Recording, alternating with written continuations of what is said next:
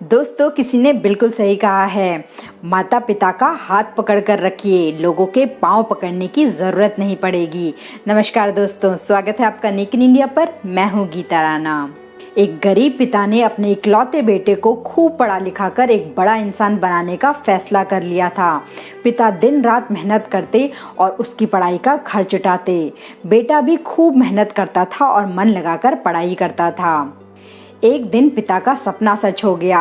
बेटा पढ़ लिख कर बहुत बड़ा इंसान बन गया और उसने खुद का बिजनेस शुरू किया, जिसमें कि उसको खूब सफलता मिली। एक दिन बेटा अपने आलीशान ऑफिस में बैठा हुआ था और उसके पिता उसका ऑफिस देखने आए। बेटा अपने ऑफिस की शानदार कुर्सी पर बैठा हुआ था। पिता को देखकर बेटा बहुत ही खुश हुआ और अपनी कुर्सी से खड़ा हो गया।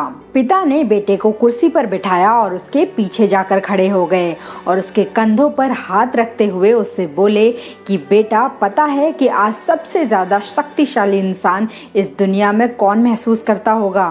पिता आगे कुछ और कहते इससे पहले ही बेटा बोल पड़ा, मैं हूँ सबसे शक्तिशाली इंसान। पिता ने सोचा था कि बेटा उन्हें ही सबसे शक्तिशाली इंसान कहेगा, लेकिन बेटे का ऐसा जवाब सुनकर वो थोड़े से निराश हो गए।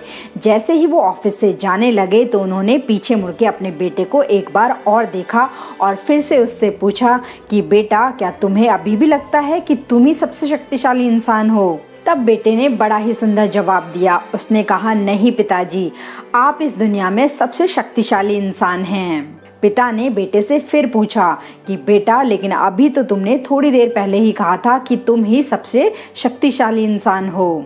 तब बेटे ने जवाब दिया, हाँ पिताजी, वो मैंने इसीलिए कहा था क्योंकि उस वक्त सबसे शक्तिशाली इंसान के हाथ मेरे कंधे पर थे, इसीलिए मैं उस वक्त सबसे शक्तिशाली महसूस कर रहा था। ये सुनते ही पिता की आंखों में आंसू आ गए और उन्होंने अपने बेटे को गले से लगा लिया।